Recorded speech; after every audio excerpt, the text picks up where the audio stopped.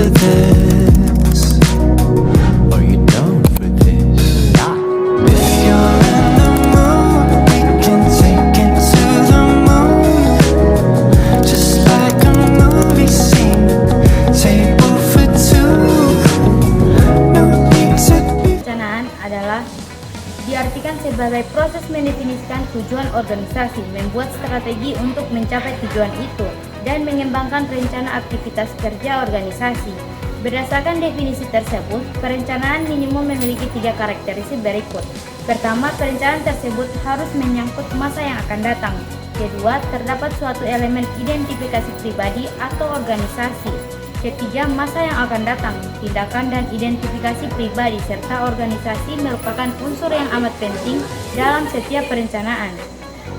Berikutnya tentang proses perencanaan. Sebelum para manajer dapat mengorganisasikan, memimpin atau mengendalikan, terlebih dahulu mereka harus membuat rencana yang memberikan arah pada setiap kegiatan organisasi. Pada tahap perencanaan, para manajer menentukan apa yang akan dikerjakan dan siapa yang akan mengerjakannya.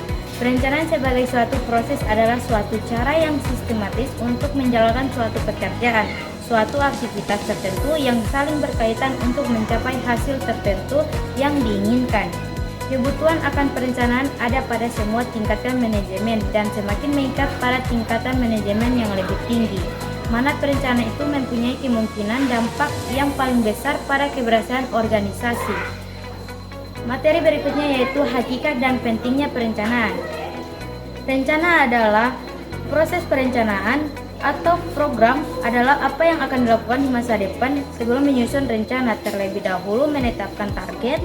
Target tersebut disebut sasaran atau standar. Setelah menetapkan sasaran, manajer membuat pedoman umum untuk mencapai sasaran tersebut. Pedoman ini disebut kebijakan. Kebijakan sebenarnya adalah rencana induk yang diturunkan dari tujuan organisasi. Setelah kebijakan ditetapkan, barulah rencana opsional yang spesifik dapat disusun. Rencana opsional itu mencakup jadwal dan prosedur.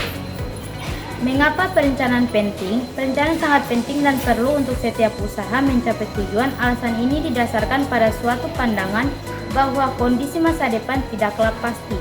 Lingkungan yang berubah begitu cepat menuntut siapapun baik perseorangan maupun lembaga untuk selalu membuat rencana. Banyak faktor-faktor yang mempengaruhi pentingnya pembuatan suatu perencanaan perubahan ekonomi. Naiknya harga barang yang terus-menerus, fluktuasi pendapatan masyarakat, kemajuan teknologi, perubahan iklim, perubahan selera konsumen, gejolak politik, dan sistem keamanan yang tidak terjamin memberikan banyak tantangan yang harus dihadapi, walaupun penuh dengan risiko. Salah satu cara untuk mengurangi risiko akibat perubahan faktor-faktor tadi adalah dengan membuat pola, yaitu dengan untuk mengkoordinasikan usaha-usaha untuk mengatasi perubahan, untuk mengembangkan manajer, untuk pengembangan standar kinerja, and fair. Berikutnya yaitu tentang hambatan perencanaan. Hambatan perencanaan yaitu ada 5, yaitu tujuan yang tidak tepat, sistem penghargaan yang tidak tepat, lingkungan yang dinamis dan kompleks, penolakan terhadap perubahan, dan terakhir keterbatasan. Materi berikut akan dilanjutkan oleh teman saya. Selanjutnya ada mengatasi hambatan. Yang pertama, pemahaman maksud, tujuan, dan rencana. Salah satu cara terbaik untuk memperlancar penetapan tujuan dan proses perencanaan adalah dengan maksud dasarnya. Yang kedua, konsisten atau revisi dan pembaruan. Tujuan seharusnya konsisten baik secara horizontal maupun secara vertikal. Konsistensi horizontal berarti bahwa tujuan seharusnya konsisten di seluruh organisasi atau satu departemen ke departemen lainnya. Selanjutnya, sistem penghargaan yang efektif. Secara umum, orang seharusnya diberi penghargaan baik karena menetapkan tujuan dan rencana yang efektif maupun karena berhasil mencapainya. Selanjutnya ada pendekatan dalam perencanaan. Terdapat berbagai macam pendekatan-pendekatan yang dapat dipergunakan dalam proses penyusunan perencanaan.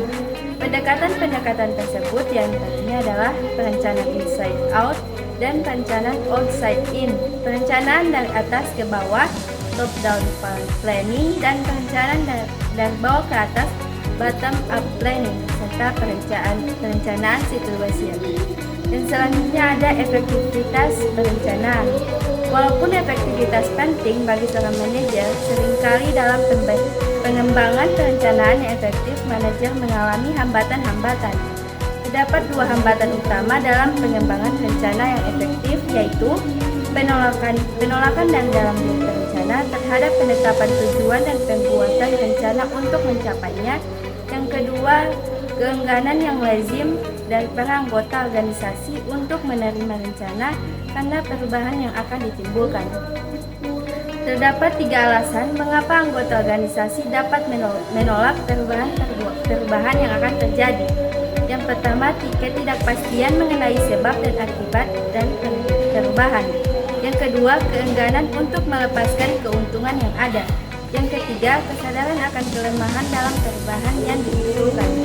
Nah, dari materi yang kita jelaskan, kita menyimpulkan bahwa perencanaan merupakan tahapan paling penting dan suatu fungsi manajemen, terutama dalam menghadapi lingkungan eksternal yang berubah dinamis. Dalam era globalisasi ini, perencanaan harus lebih mengandalkan prosedur yang rasional dan sistematis, bukan hanya pada intuisi lapan dugaan. Sekian presentasi kami. Wabillahi taufiq walhidayah. Wassalamualaikum warahmatullahi wabarakatuh.